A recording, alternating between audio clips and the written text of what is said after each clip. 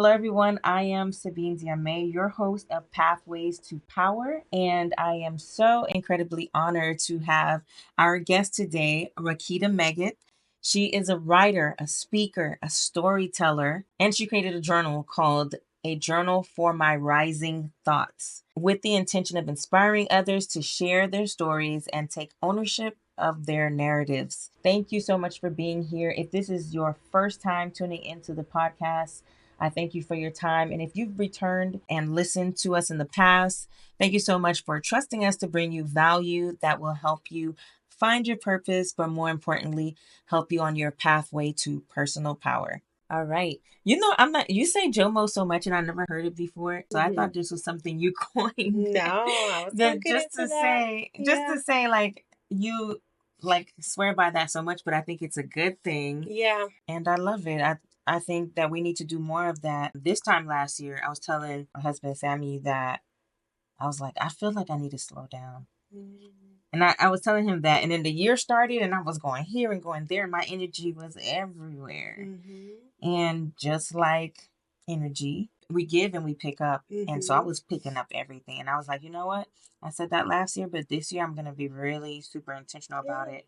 And I'll go to the events, because you want to get out and network, but I have to be super intentional about, okay, do I need to go to this one too? And if you are going to go, do you need to stay for the whole thing? Because it's a lot, and I think we have to, you gotta pick which one you want to go to and realize that you can't go here, there, and everywhere, and still be okay. And be okay because, we scatter our energy, right? So we have energy here, there. And I had to realize that because especially now as being a mom and, having a family and just taking care of yourself, I don't have it in me to go to every event. And as much as we would like to, right? It sounds good. We're not really honoring ourselves because what you really want to do is go lay down. What you really want to do is spend time with your children or work on that podcast or whatever. So, like you said, it's just really about being intentional about what you have the capacity to do because we don't. And that's when we experience that emotional or physical, mental burnout. Yeah. Burnout is real. Yeah. I think I for sure felt burnout more than ever this year.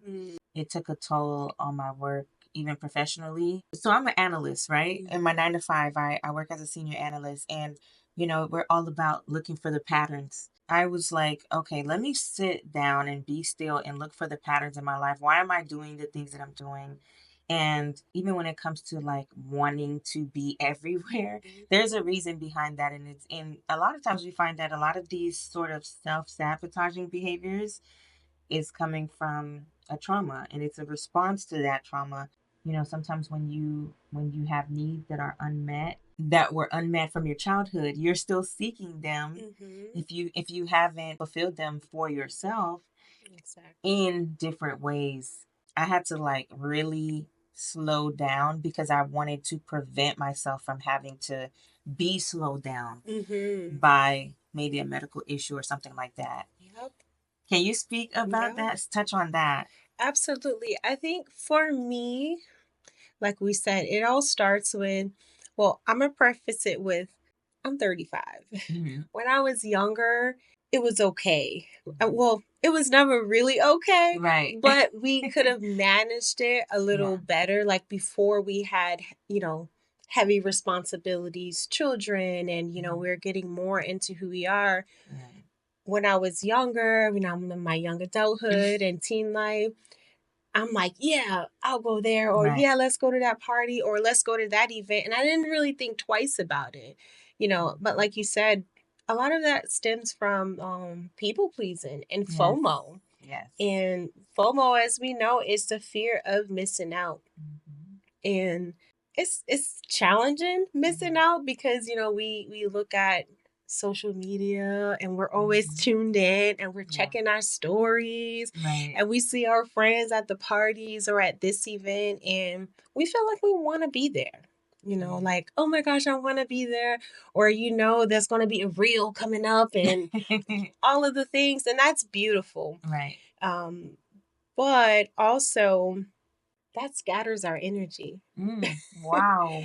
So what happens is when you're not there at that place, maybe you decided, or you couldn't go because you didn't have a babysitter. It doesn't matter what the reason is, or maybe you just needed to rest, or maybe you wanted to catch up reading your book. It really doesn't matter what it is, but once you decide you're not able to make it for whatever reason, we got to rest in that.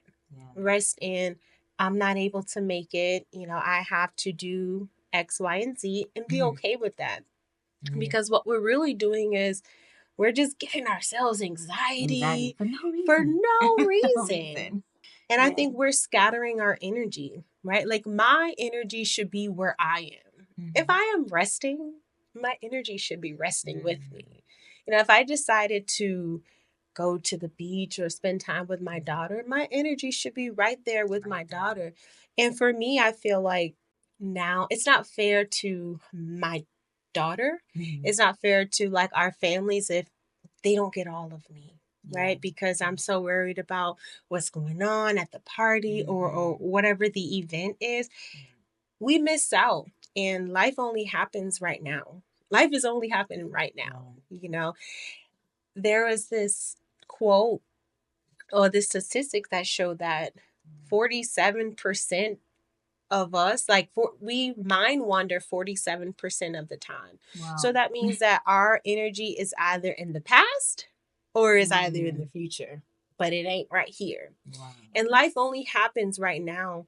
And that came up for me. That message has been on my heart because I was the girl. Yeah. I was the person who felt like I had to show up to every event. I had to do everything because otherwise they probably would get mad at me. Yeah. Or, I just don't want to miss out. Or I'm afraid of letting this person down. Maybe they don't want to be my friend anymore. Those things. And those are heavy things to deal with. But as I grew into being a mother, your perspective, it forces you. Like you don't have a choice. God said, I'm going to sit you down right now. There is no, you have to choose to be present. You got to choose because it is a choice.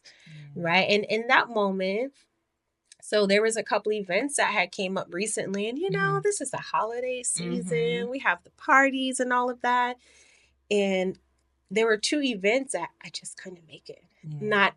Nothing that had to do with me. And for a moment I was like, dang, like I was looking forward to it, my daughter, and I just had to surrender to that's not my reality, and instead I decided to spend time with my daughter. We went to the beach and it just clicked. Like you needed this. I needed this. This is what I needed. Like I just needed to rest. I didn't need to give my energy away to people. I didn't need to interact. I didn't need to do that. What I needed to do was just rest.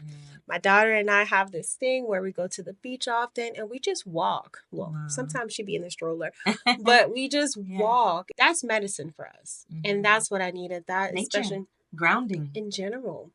And the beach just has this calming energy. Like I just need to be in the vicinity. And it's like all the problems, they just fade away. Rakedah, we were just talking about the importance of rest and how, you had those events coming up. So we're currently in the holiday season. Christmas was just yesterday for anyone who might be listening in the future. But it can be really tempting in these holiday seasons and anytime there's any sort of celebratory moments to want to be wherever the party is, right? Where the party at? Right. So, but you were just discussing how, is that sometimes things happen because for whatever reason you can't go to this event. Maybe you don't have a sitter, like you said. Maybe you're not even feeling well, but it's possibly in that moment is when you're needing rest. Your body is needing rest or you needing to spend more time with family, with loved ones. And so in some way, shape, or form, I would say God is giving you permission to slow down. And it's best to just surrender to it, right? As you mentioned, than to try to, have anxiety over it and all these things. So yeah, I would love to hear more about your thoughts on JOMO. Right? So I love JOMO, right? So it was coined by a writer, a tech entrepreneur, Anil Dash. I think that was back in 2012. And I heard it recently, but it resonated with me so much because as a person who would often feel like I had to be a part of everything, I felt like I just always had to show up and I always had to be at every event. And what I realized I was doing was just giving away my precious energy. And not that these things weren't nice or they weren't fun, but we only have so much energy within a day, right? Energy is a limited resource.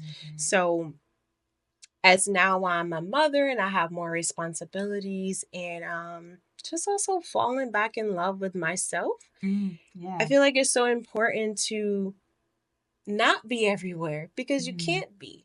And what happens is we scatter our energy. If you're here, your energy should be here where you are.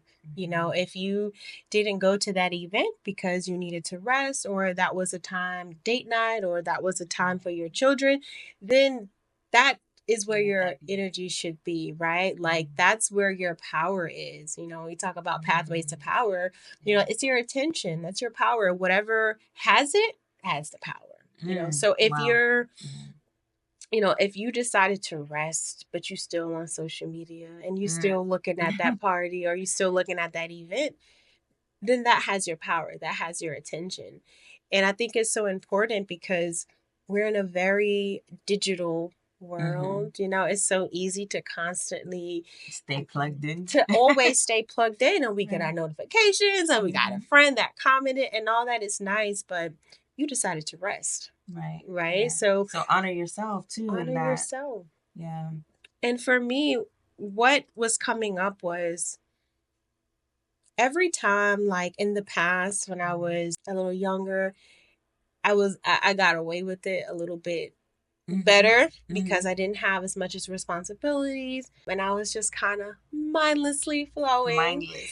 Just mindlessly flowing, and it don't work like that. Yeah. Well, it can work like that, and then you crash and burn. Right, exactly. Yeah. We have to be super intentional about what it is that we want to do. Like I don't necessarily follow like a rigid schedule, but I know if there's community events I want to attend for the weekend, I usually pick one. There's only one thing that I can go to, and that's what I have the capacity for. And like I said, there's a joy in being present because life only happens right now. It doesn't happen in the past, nor does it happen in the future. There is a statistic that shows that 47% of us mind wander, and either in the past or in the future. So that means that's a lot of not being here. We can only experience the richness of life when we're here, when we're present. That game changer. That literally changed my life because you have a choice. When you realize that you have a choice, you have a choice. That's freedom. That's freedom, and that's power. That is freedom. Yeah. Yes. I was thinking about because remember I had mentioned earlier that professionally I'm a senior analyst, and so we're always looking for patterns, always looking for the why, to things to help problem solve. And I started thinking, because I would like to say that I am a recovering FOMO addict, if you want to call it that. But you had mentioned people pleasing, and I think it is strongly linked to people pleasing, and that is also a trauma response. I think a part of me have felt like, well, you said it as well, I have to be here because I need to show up for this person. And if I don't show up for this person, they're going to be upset. And it's like you're creating this whole narrative that may or may not be true. And even if it is true, is that honoring yourself? Like, is that honoring you? And it's like we want to show up for people because we want to be liked and we want all these things.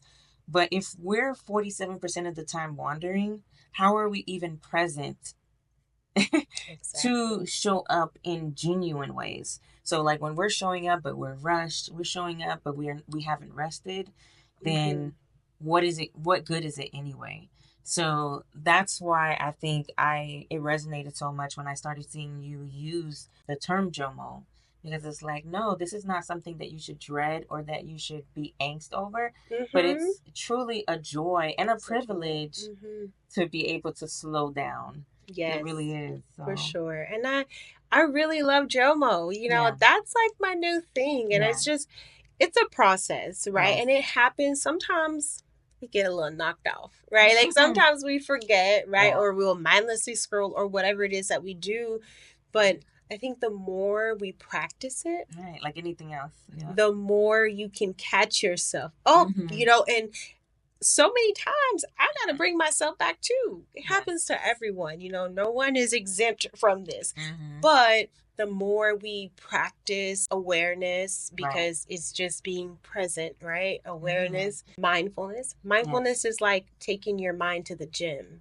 Do you want, most of the time, do you want to go to the gym? We know that it's beneficial for us, but do you really want to go? Sometimes we don't want to go, but we know the effects that it will have. So it's it's mental gymnastics, right? So every time you catch yourself slipping, you just gently nudge yourself. Come on, bring it back in. Man. And it's a practice, right? Like we can't just wake up one day and be like, all right, I'm here. The more you do it, the more present we can become. And we miss out on all of the beautiful things. My daughter is 4. Yeah. And already it feels like I just had her, and all of these little micro moments, they make up a grand scheme of things, right? So at a time we'll be like, wow, my daughter is 5, they're 10, they're this. The years will have passed by. Yeah. Do you feel comfortable that you were present in those days, in those times? So for me, being a mother is also just a beautiful reminder, because children are children. They're just so innocent. And my daughter would tell me, Mommy, you're not listening. She would say, Daddy, Mommy's not listening to me. Oh, right. So they know. And she always nudges me to come on back. Come on back. So it's a constant practice, but the more we do, the better we are. And you don't have to fight yourself so much, right? You don't have to dance so much with it, but we do have to give ourselves permission to be present and to enjoy whatever it is you decided to do in place of that thing, right? And fun, it's going to always be there. All of the things are always going to be right there waiting for you. I can guarantee you there will be another something waiting for you to attend. There's no such thing as I don't want to say there's no such thing as a missed opportunity, but it's like you can also create your opportunity. You can create yours, absolutely. So how do you slow down? How do you find ways to step back? And you answered that in saying that, it's a daily practice, and it's not something that is just going to happen overnight. It's a process. And so I think a large part of that is being patient with yourself and understanding what the long-term benefits of keeping those practices are. You're going to have better quality of relationships, which is essentially what we want, I think. Like the fact that, even the people pleaser, they just want, I think on a very basic level, we all just want genuine connections. And we people please and we do all these things that are in a way counterintuitive to what we want, but because that's all we know. And so that's why it's so good to like have these conversations, because I always say it's really hard to see yourself, to be self-aware. It's very hard to do that. But at the same time, when you do allow yourself to slow down, you can begin to, look at yourself, examine, like, why did I say that, what was going on in my mind, or why did I take this move or whatever. But when you're always on the go, you feel like it's impossible, right? Yep. You feel like it's impossible. So it definitely has to be a practice for sure. For me, one of the things that really allowed me to stop and process is writing. Yes. Writing, literally. Each and every day, I reflect. here and there I may forget, or I'm not forget, I don't, but that's okay because sometimes, your mind just needs to relax and don't do nothing. But for the most part, I created a routine of writing. Yes. How changed long? My life. How long do you normally write for? Mm-hmm. I don't have a time. Okay. But typically what I do is I at least write one page. Okay. At least write one page. And it's whatever comes up. It's whatever emotions I've been feeling, processing, interactions that happen throughout the day. These small moments that we just miss out. We miss out on them because we're just constantly on the go. The go. So if you never sit down to reflect, you never see how far you came. Mm-hmm. You would never see how far you came if you don't sit down and reflect on that. So I don't have a time. I just write. Some days may be heavier than others, just all depending on what's going on in my psyche. So sometimes I would write for 30 minutes. Sometimes it may be for an hour, but at minimum, I at least allow myself to write one page. So whatever, because we're always feeling something. There's always things coming up. Yeah. And then if I don't have anything to say, I don't write. Sometimes I'm blank. That happens too. And there's nothing wrong with that. Sometimes I'm blank, but for the most part, I write at least every day, every other day, just in reflection to process what's happening.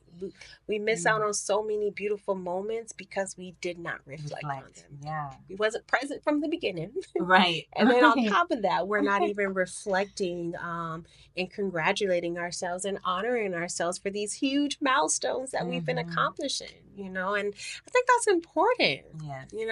That's important to me. It's been a journey when it comes to reflecting. I definitely reflect, but in therapy and just different ways to heal, journaling comes up quite a bit, as an effective tool. But I've resisted it for so long, and which is so funny because I love journals. I collect journals. Just don't write in them. I write in them. I don't make it a consistent habit, which is the problem. I don't make it a consistent habit. And so when you're like, oh, I write pretty often, and I can tell just from looking here, you're pretty consistent. So that's why I was like, okay, let me see if you have a whole science to this. Do you have a timer set? But I love that you just let it flow. I think that's great. There was a point where I have a journal back from 2011 where I would write in it. And then I would get so in my head, well, what if somebody reads this? And oh, they're going to think it doesn't make sense. I would find all these reasons not to write. And I think even though it sounds like one way, I think it was an even deeper indication of you're not wanting to go there because that's a part of the work. We always talk about the work that you need to do. That's a part of the work, and sometimes that work can feel scary. It's scary, and so we just don't want to go there. And so I would find little ways to distract from taking it there. Yeah, and I feel like that's okay. I think it's a process and it's a practice, but at the same time, we have to give ourselves permission that it's safe. Yeah. Right. And a lot of times, you ask yourself if you're scared. Well, why are you scared? And oftentimes it's because, do you feel safe? And what's been coming up for me is I've never really felt safe. And one of the things as I begin to reflect and analyze and write, I realized that I didn't feel safe in my body, right? I didn't feel safe in my mind. That's why we create all these stories. It's because sometimes we don't feel safe. So we have to create, it's coping. Yeah. And we have to create those safe spaces for ourselves so that we can release. And we have to give ourselves permission. When I write, I don't think about if anyone's gonna read it. Yeah. And if they do, sorry about that. Sorry, but not sorry. Right. Because if you're constantly, that kind of goes with the people pleasing. If you're constantly worrying about if someone else is going to view it, then we're not going to let out that thing. We're not going to get to the root of it. So, I just write, and I just write in that moment, whatever I'm feeling, I let it go. And I can feel the release in my body when I let it go.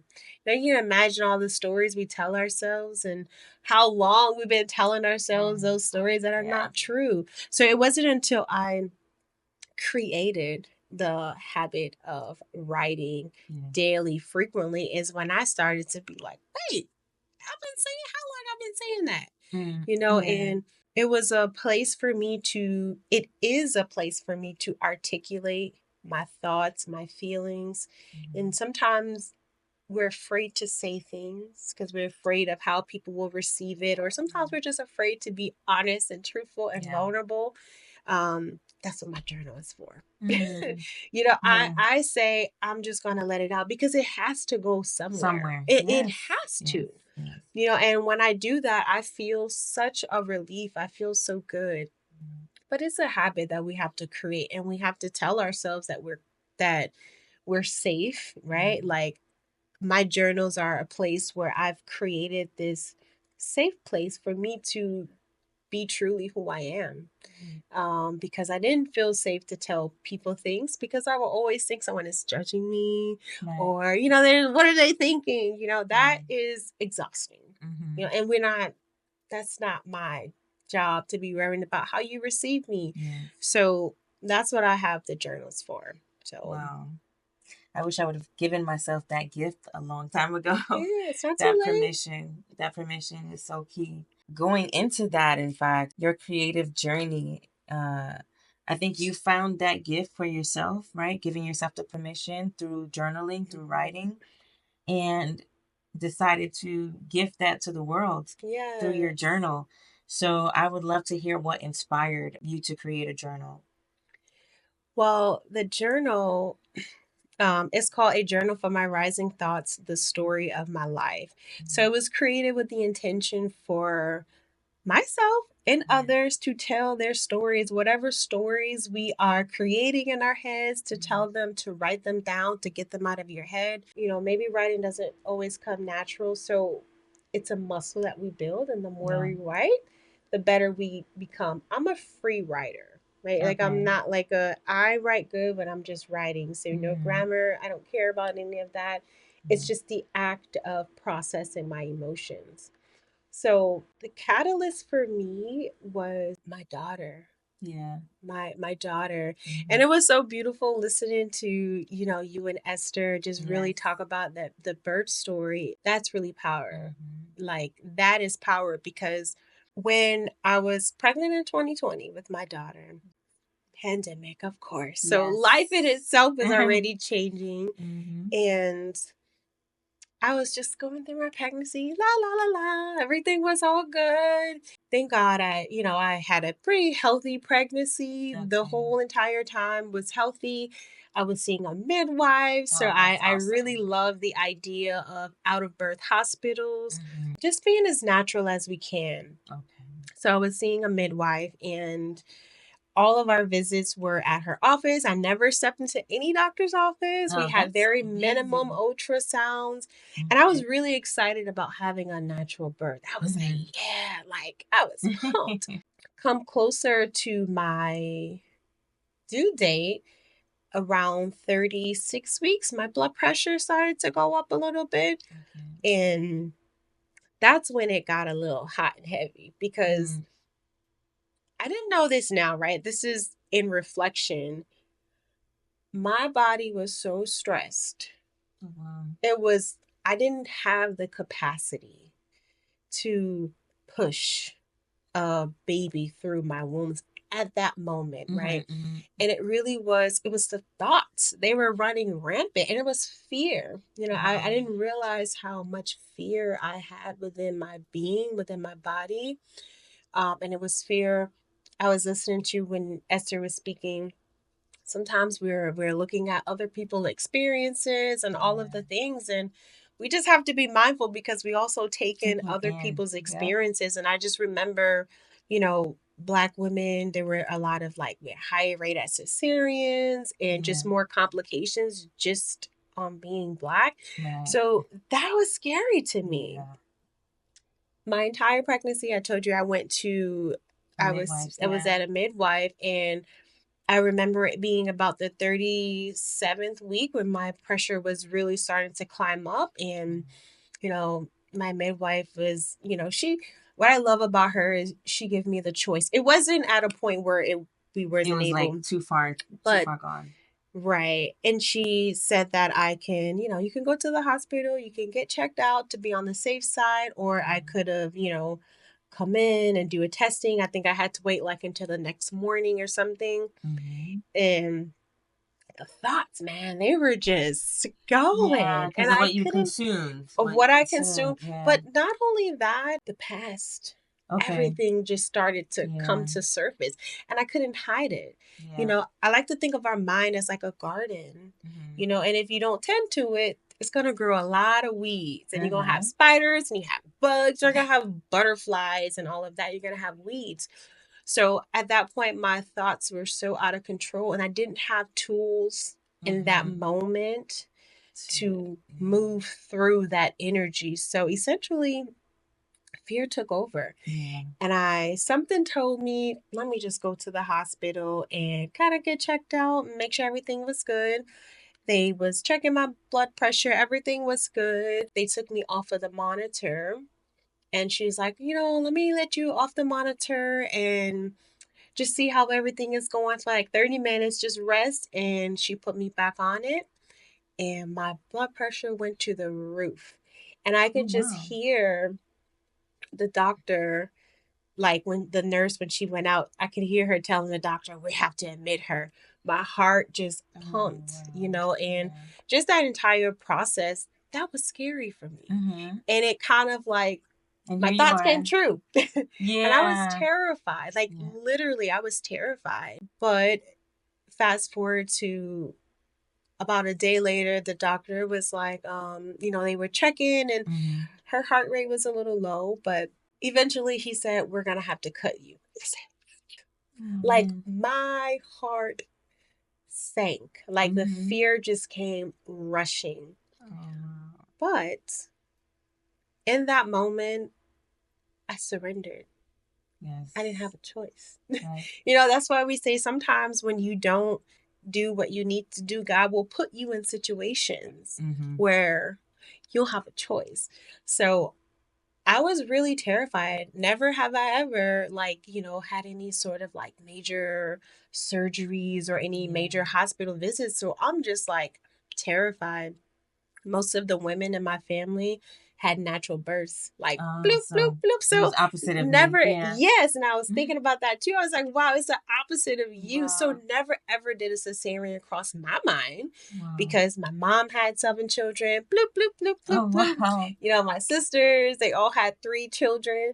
So I just never thought that would be me. And I had to surrender. In that moment, I had to surrender. I didn't have a choice. I put in some sounds in my ear, some like sound bowl sounds, and I just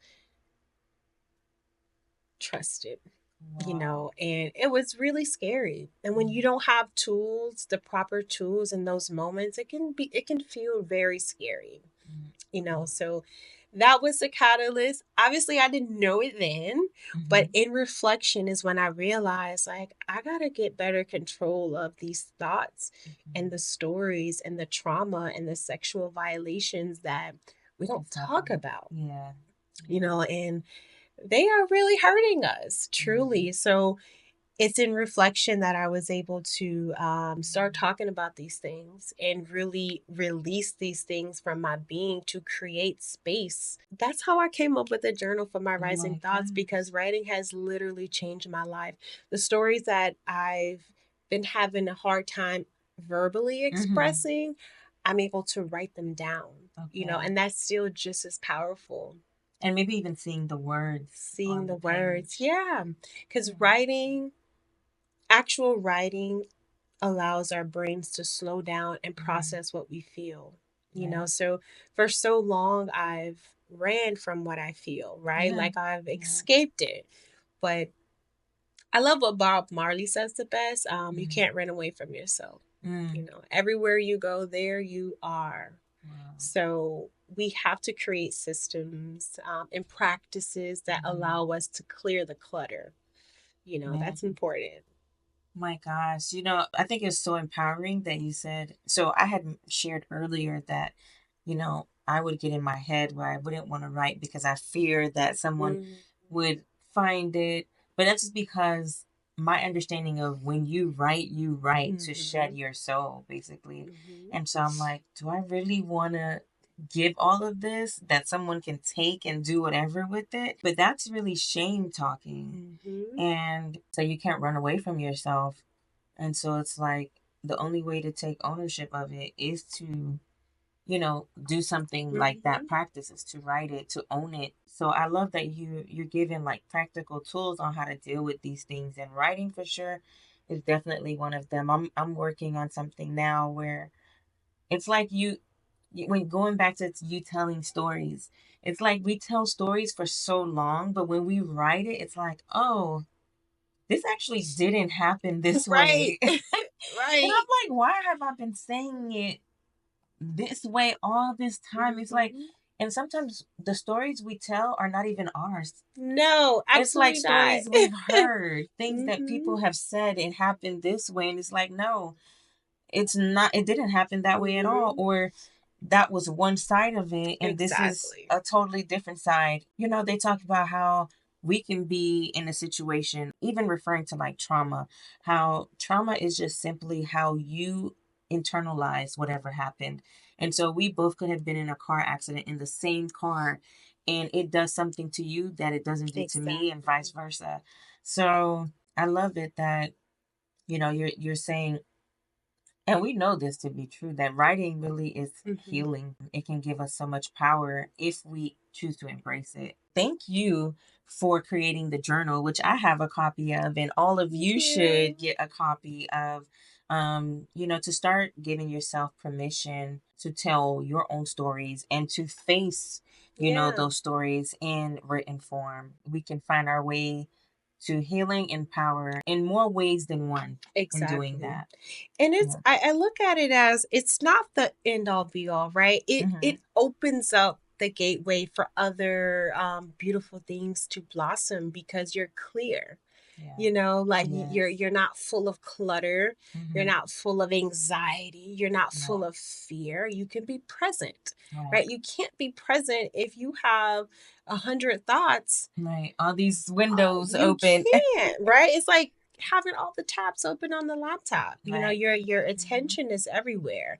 So I really think it's the beginning of opening ourselves up, and from that practice, more beautiful things, because you start to realize, oh, I didn't realize I was like that. You see yourself, right? Writing allowed me to see myself, right? See myself for who I really am, and good, the bad, the good and the bad, right? Like I feel like I had a way of only embodying the good. Everybody loves the light. That's the people pleaser too. It's like you're showing this certain side of you. And it's like, but is it really you? Even when we try so hard to please, it's like, I heard recently, it was at a church service, there's these fruits of the Spirit, right? And so, there's patience, there's all these things. One of the fruit of the Spirit from the Bible says, it's kind of interchangeable with patience, right? Long suffering. So having the ability to withstand, certain things, joy, which kind of plays into the JOMO too, but like sort of delayed gratification. These sort of, that's the idea. But so the preacher was saying, but there's also a danger in that, because when you're so patient, or when you've been enduring something for so long, and then you lose sight on why you're doing it, you can begin to feelings of resentment, which leads to anger, which leads to all sorts of things. Another rabbit hole. Right. So I think it's really important to keep those practices like what you're saying, because then we can stay in tune with how we're feeling and put that energy to good use. Put it somewhere, because if it doesn't go somewhere, it's going to just explode, and then we're going to be like, this is not us, or this is not me. How did I get this far? But it's because you haven't been tending to yourself. Yeah, so, absolutely. And I think that's so important, because we need to know how to articulate ourselves. We need to know how to identify what you feel. One, so you can try to make some sense of it. And then two, we can also be able to communicate with our loved ones. This is how I feel. You know, like it's important. And accurately do so. Accurately do so, you know, and that's what writing has done for me. It allowed me to be reconnected with my voice. Because I didn't always have the courage to say what I wanted to say, you know, but, you know, when I write it down, it's like, I already said it now, you know, like it's just really a beautiful tool that opens up other beautiful habits to come, right? So it's not like, oh, I'm going to write and I'm going to change my life. But the more we can reflect on ourselves, the better we can take control of ourselves and take control of our narratives. And we're not just like letting life happen to us, right? Like we're not just, I heard Esther say, like, we're not just letting life mindlessly, like, la, la, la, la. You know, we're taking control of our life. We're being intentional about, we're being purposeful, right? So that's important for me. And that's really what writing has done for me. It created a space that was safe for me. Once I told myself I'm safe, you know, I'm safe. So everything that I feel, it's coming out. And now let me try to make sense of it. And that was when I was able to create some separation between these stories and what's real and what's not real. Because sometimes our memories get a little misconstrued, right? We don't remember things as they were. Right. And say something happened to you at 6 or 7 years old. That story that you're telling is from a 6 or 7-year-old mindset. And here you are in your 30s and you're letting a 6-year-old tell you how to feel about what happened. Or not even just telling you how to feel, but telling you how to view yourself, you know, and you've conquered and overcome so much. So it's time to quiet that 6-year-old and let them know, no, this is how we should be looking at life and who we are. Absolutely. Redefining who we are. Redefining who we are. And it's so important, especially as a mother. It's important to me because I take being a mother with great responsibility. And not only am I reparenting myself, I'm also parenting someone else.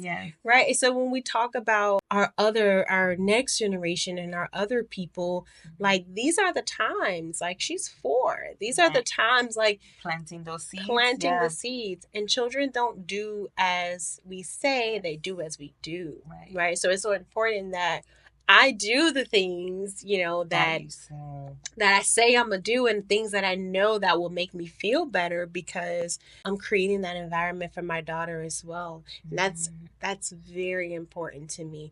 We all have stories. And I always think when my daughter gets to a certain age, she has a story about me right now. You know, all you got to do is sit down and listen to them start talking. But as they get older, they're going to have a story about you, you know, and about their experience. And about their experience. And not that I want to be the controller of her story, but I do want to make sure that her story is empowering because it's going to greatly affect her life. Right. And that's why I believe so much that I'm reparenting myself through the lens of my daughter. You know, sometimes we got to get back down to that child level. You know, so that's really important to me. Man, that is so so amazing. Even when you know, you talk about your daughter and how it's like all of these things are connected. You know, our past, our present, our future being your daughter. It's just amazing. And it's like when we take the time to slow down, we can see how it connects, but then also stay present enough that we enjoy the now as well. Yes, absolutely. So, absolutely. Definitely enjoying the now because, you know, we're only here for a blimp of time, you know, and I see my daughter and I'm just like, wow, I cannot believe she's 4, you know, and we've witnessed their growth like right in front of our eyes. And only when we're present that we can really feel the full essence of these moments. And for me, it's so important because I'm learning to let go too. And I'm learning to surrender because at some point my daughter will grow older and I don't have control over her. So it's really important that I really create a solid foundation for her right now. And that involves me being solid as well, because as she gets older, if she say, Mommy, I want to move to China, I need to be okay in my mind that she has the tools that she needs to thrive anywhere.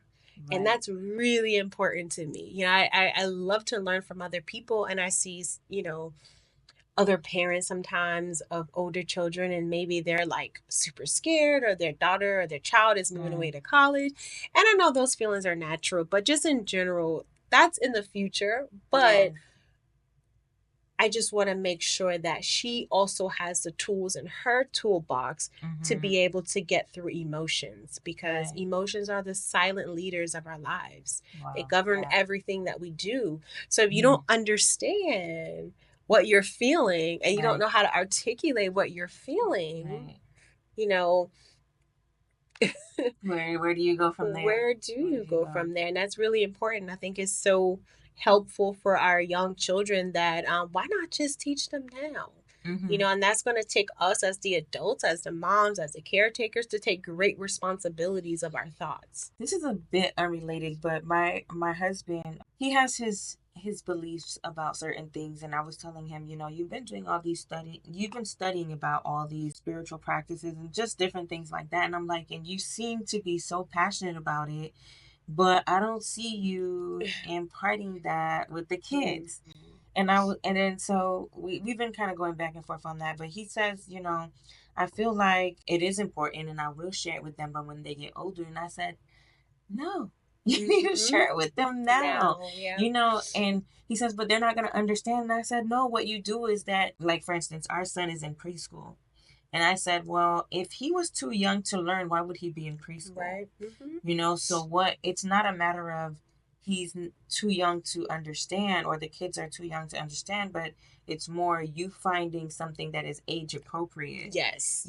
So you can still teach him and teach her, my daughter, but do so in a way that is at their level. Yes. You kind of hinted at being able to articulate feelings and everything. And I've been seeing a push more lately than ever, especially in our community, of emotional literacy. And I think, writing for sure helps you do that. I myself have found it very hard sometimes to articulate how I feel, because what happens too is in our communities, we say one thing when we really mean something else. Sometimes we'll say we're angry when really we're just frustrated. And I know they're closely linked, or they may seem closely linked, but there are differences there that we need to understand and recognize. And so the power of journals and writing can help you get there. Just really helping us process that, because, if you don't know how you feel, how can your partner best assist you? Right. How can your coworkers best assist you when you don't know what you want? Right. And it's so important. You guys are also talking about like self-care and things. I've been really journeying into self-love, right? And self-love and self-care is different. Self-love is more about the relationship with yourself, right? The same way, and I think about it like this, the same way we're in partnerships and husband and wives. In the beginning, you want to get to know that person. Right. You want to know about their past. You want to know about their history and all of the things. And for me, I'm like, did I stop and do that for myself? Right. And talking about pathways to power, the way that even in relationships, sometimes we kind of just morph into people. We get so intertwined, and that's beautiful. It's just still knowing that there's a separation, right? You're still an individual. So for me, kind of going with people pleasing, it can happen when you're not mindful, when you're not intentional. You just kind of intertwine with other people. My partner is so great, because there was a time where I'm like, I took all my power back from everybody, literally. And I mean that in a loving way. I started to like take myself out, like get to know myself. And I do that through journaling too, or just having dates for myself. The same way we go on dates with people, and you know, you want to get to know that person and all of that. It's the same thing with ourselves, because most of the time I feel like we don't really know ourselves the way we think we do, because we don't know how to express how we feel and why we feel those things. So I've been really journeying into self-love, and that is at the core about the relationship you have with yourself. To touch on that, and I'm it's funny because I'm getting emotional just thinking about it. Like, we try to do so much for other people just to be seen, when it really does start inside. It's an inside job, right? Like, and I love when you said that I started taking my power back from everyone, and not in a mean way, but in a loving way, because if the only way to truly love someone is to love yourself, then taking your power back is essential to make sure that you can love them properly. You know, I've definitely ran from giving myself, showing myself true love.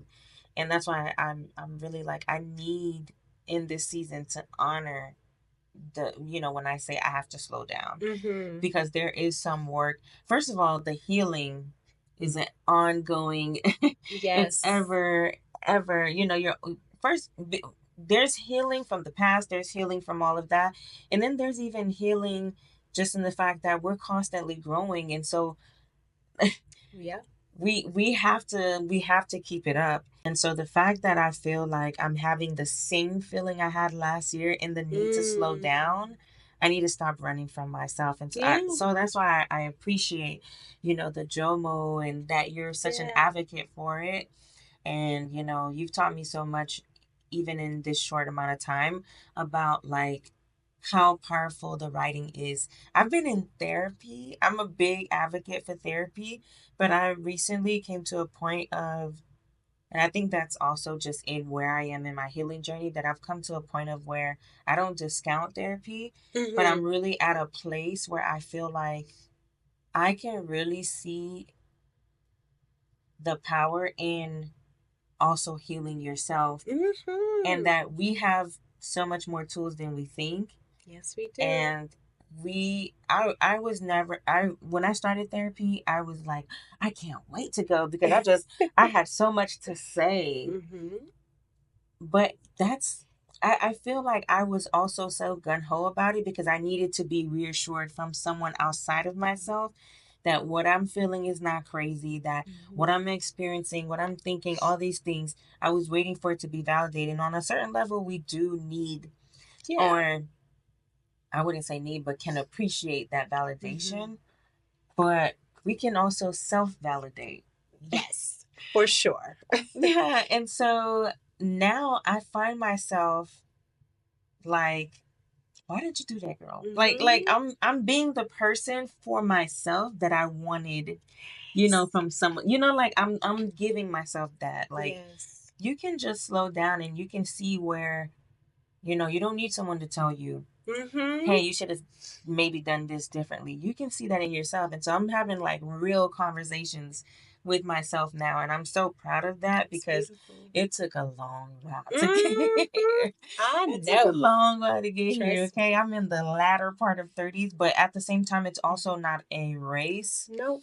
And it's a journey. It's a journey, and so we should embrace it, and be open to the good, the bad, the indifferent. Yes, all of it. And just like you said, like, therapy is beautiful. I had a therapist. I'm not seeing her now, but they always tell you to write. Yes.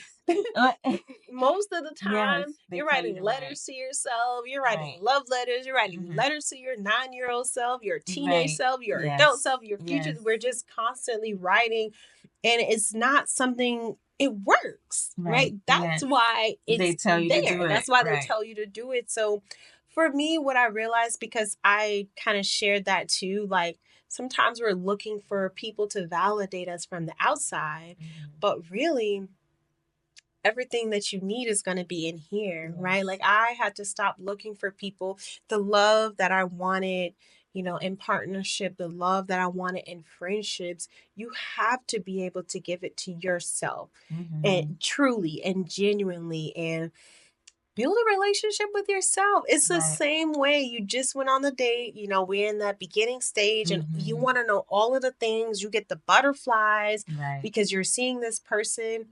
Be that to yourself. Like we look for outside validation when we have to affirm ourselves. That's why there are affirmations. Affirm yourself first. It may feel silly, but there's a reason behind it. Yes. There's a reason why they work though. Yeah, there's a reason why they work. We're literally changing our brain cells. So I just think it's important, and I found so much transformation within myself when I literally started to do writing affirmations. And it does sound silly sometimes. You be like, oh, this is weird, but it's only weird or it sounds funny because it's new.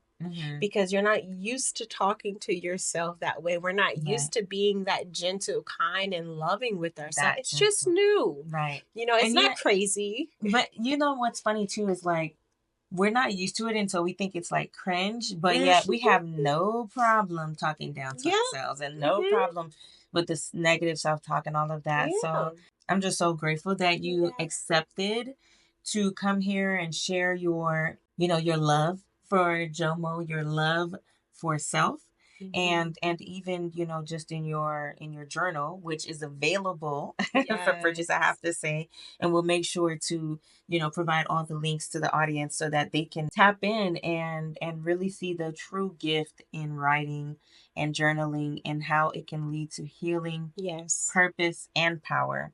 And so just to close out, I would love to ask you, how can people begin to shift their mindset from FOMO to JOMO in their daily lives? I think for me, you gotta kind of be aware of when this is happening, and journaling, start writing. I hear maybe the last time you felt FOMO. Maybe start writing. And I know we hear this a billion times, but it's because it works. Gratitude journals. Listen, I typically write in my gratitude journal every day, and I just write 3 quick things. So even if I don't do my long handwriting, I would just do like a short gratitude journal, and I would write like 3 things specifically within that day that I'm grateful for. But even in that process, it allows me to reflect. I literally go through my day like I'm watching a movie of what I did. So I kind of see myself. I step out of myself to just kind of like look at my day. And I think we have to be aware of when we are not present, and we have to be aware of when we feel fear. And I think a great path is starting to journal. Now, it's a process. It's a practice. So we can't expect, I'm gonna just write for 2 days and that's it. You have to keep on going to see results, and just know that eventually you will feel better. Definitely writing. I would say start reflecting on your day and start realizing when you wasn't present. Right? When you start reflecting, you can see like, those were you moments. Present? Like, those moments become very clear to you. And for me, when I say taking my power back, that was just being silent. I look for opportunities in my day to be quiet because we're always talking. We're always talking, whether it's short conversations. Oh, hi. Like, we're just constantly talking, and I love to rest, and I love to rest my voice, and I love sometimes just to be, not even to talk. So I look for moments in my busy day, to be quiet, even if that's driving. Instead of listening to music or podcasts, sometimes I just listen to nothing. And I create moments. I wake up early.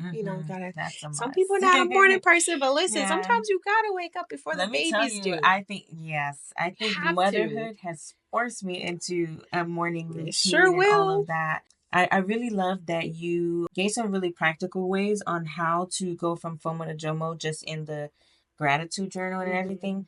And just writing those 3 things, I think, is helpful because one part that has kind of stopped me from the journaling is just that it felt so daunting. And so just taking like some very simple, easy, actionable steps, it could really help that ball rolling. Yes. So yeah. And it's a muscle, right? Mm-hmm. Like if you're not used to writing a lot, it's a muscle that you have to build up. Mm-hmm. So I could write you 3, 4, 5 pages. Right. But I understand that's not how it always goes. But keeping it short and simple. Right. Literally, you can always return. You can always return. Mm-hmm. What I love about writing and journaling is it's like a time travel. Yes. You can always go back to these moments and like really get deep into what you were feeling, what you were experiencing. And it's just really beautiful to witness your own evolution. Mm-hmm. It's really beautiful. But if you're not like a writer, if it feels so daunting to you, just do a gratitude journal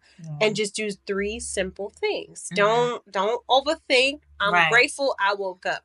I'm grateful I ate breakfast. Yeah. And I think the practice of that is now we're training our minds to look for the good instead of always looking or expecting bad things to happen. So that is probably the simplest, easiest, because we all can do it, right? Mm-hmm. Like that's something that we can do, but I think you do have to have a desire to want to overcome because if you don't have a deep desire, you're just not going to be willing. Right. So having a desire to want to overcome these tough emotions and being present, that is first. Yes. And just know that it's a process. You know, you may stop for a couple of days. Sometimes I'll write for a couple of days or 3 days and I'll be like, but the next time I'm like, oh, snap. Let me tell you what happened. I have so much to say. Yes. I treat my journal like a diary, like I'm talking to myself. Nice. So just start short, start small. Don't make it too complicated. Mm-hmm. And from there, watch it grow. Awesome. Wow. I thank you so much again for accepting the invitation and for just sharing all of these wonderful gems that you have throughout our talk today. I think that if there's anyone who may fear, right, going there in their journals through writing, getting to that next level in healing, I would hope that after this conversation, you've learned enough and seen that it is very much possible for you. Just push past that fear and surrender. Yes. Allow yourself to get there because you can do it. It's within your grasp. So as always, I hope this talk has given you a pathway to purpose and to personal power. I wish you all happy healing. Bye-bye.